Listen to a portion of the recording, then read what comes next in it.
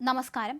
Sunitha Williams ഉൾപ്പെടെ 4 യാത്രികർ കയറിയ dragon പേടകം ഭൂമിയിലേക്കുള്ള യാത്ര തുടരുകയാണ്. ഡ്രാഗൺ പേടകത്തെ ISSുമായി ബന്ധപ്പെടുത്തുന്ന കവാടമടയ്ക്കുന്ന ഡോച്ചിങ്ങും വിജയകരമായിരുന്നു. നാളെ പുലർച്ചെ 3:30 ഇവർ ഭൂമിയിൽ എത്തുമെന്നാണ് നിഗമനം. അതിനിടെ സുരക്ഷിതമായി തിരിച്ചെത്താൻ യാഗം നടത്തുമെന്ന് സുനിതയുടെ കുടുംബം അറിയിച്ചിരുന്നു. ഗുജറാത്തിൽ നിന്ന് സുനിതയുടെ ബന്ധുവാണ് ഇത് സംബന്ധിച്ച മാധ്യമങ്ങളോട് പറഞ്ഞത്.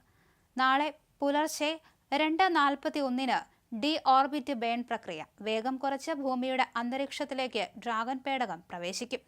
പുലർച്ചെ 3:30 പേടകം ഭൂമിയിൽ ഇറങ്ങുമെന്നാണ് പ്രതീക്ഷ. അതേസമയം സാഹചര്യങ്ങൾക്കനുസരിച്ച് ഭൂമിയിൽ വരുന്ന തീയതിയിലും സമയത്തിലും മാറ്റം വരാമെന്ന് നാസ അറിയിച്ചിട്ടുണ്ട്.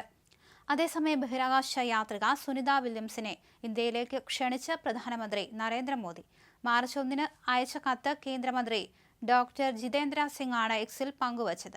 രാജ്യത്തിന്റെ അഭിമാന നിമിഷമാണിതെന്നും സുനിതയ്ക്കും ബൂച്ചിനും ആശംസകൾ അറിയിക്കുന്നതായും മോദി കത്തിൽ പറയുന്നു.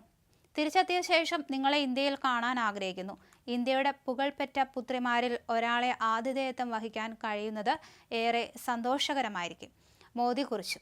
സുനിത വില്യംസും ബൂച്ച് വിൽമോറും 288 ദിവസമാണ് ഇപ്പോഴത്തെ ദൗത്യത്തിന്റെ ഭാഗമായി ബഹിരാകാശത്ത് ചെലവഴിച്ചത്. ഇത്രയും ദിവസം ബഹിരാകാശത്ത് തങ്ങിയതിനാൽ പല പ്രശ്നങ്ങളും ഉണ്ടാകും. ഭൂമിയുടെ ഗുരുത്വാകർഷണത്തിനനുസരിച്ച് ജീവിക്കാൻ പാകത്തിന് പരിണമിച്ചതാണ് മനുഷ്യ ശരീരം. ഗുരുത്വാകർഷണമില്ലാതെ ബഹിരാകാശത്ത് ജീവിക്കുന്നതിനാൽ ശരീരത്തിൽ പല മാറ്റങ്ങളും സംഭവിക്കാം. അതിൽ പ്രധാനപ്പെട്ടത് പേശികൾക്കുണ്ടാകുന്ന ബലക്ഷയമാണ്.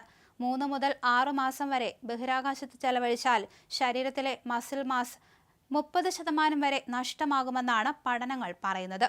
കാലിലെയും കഴുത്തിലെയും പുറത്തെയും പേശികൾക്കാണ് പ്രധാനമായും ബലക്ഷയം സംഭവിക്കുക. എല്ലുകൾക്കും ഇതേ രീതിയിൽ ബലക്ഷയമുണ്ടാകും.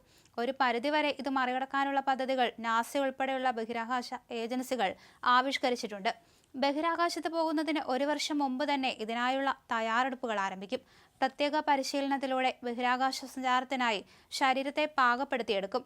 അന്താരാഷ്ട്ര ബഹിരാകാശ നിലയത്തിൽ എത്തിക്കഴിഞ്ഞാൽ സഞ്ചാരികൾ 2.5 മണിക്കൂർ പ്രത്യേക വ്യായാമങ്ങൾ നിർബന്ധമായി ചെയ്തിരിക്കണം. ഇതിനായി ഒരു പ്രത്യേക ജിം തന്നെ നിലയത്തിൽ സജ്ജമാക്കിയിട്ടുണ്ട്. സഞ്ചാരികളുടെ ഭക്ഷണക്രമവും പ്രത്യേകം ചിട്ടപ്പെടുത്തിയതാണ്. എന്തായാലും ഇവർക്കായുള്ള കാത്തിരിപ്പിലാണ് നാസ. പ്രത്യേകം സജ്ജമാക്കിയ ഒരുക്കങ്ങളാണ് ഇവർക്കായി ഏർപ്പെടുത്തിയിരിക്കുന്നത്. എത്തിക്കഴിഞ്ഞാൽ ഉടൻ തന്നെ പ്രത്യേക രീതിയിലുള്ള പരിശീലനങ്ങളും വ്യായാമങ്ങളും ഒക്കെ തന്നെ നൽകും. സ്വന്തം ശരീരത്തെ പാകപ്പെടുത്തുക എന്ന് തന്നെയാണ് ആദ്യം ഇവർക്ക് നൽകിയിരിക്കുന്നത്. അതുകൊണ്ട് തന്നെ അതിനായിരിക്കും പ്രാധാന്യം നൽകുക. എന്തായാലും നാളെ പുലർച്ചെ എത്തുമെന്ന് തന്നെയാണ് കരുതുന്നത്. അതിനിടെ സമയത്തിലും തീയതിയിലും ഒക്കെ മാറ്റം വന്നേക്കാമെന്ന് നാസ അറിയിച്ചിട്ടുണ്ട്. അതേസമയം സുനിതയുടെ വരവിനുള്ള കാത്തിരിപ്പിലാണ് സുനിത വില്യംസിന്റെ കുടുംബമെന്ന് അറിയിച്ചിട്ടുണ്ട്. പ്രത്യേക പൂജകൾ തന്നെയാണ് ഈ വീട്ടിൽ നടത്തിവരുന്നത്.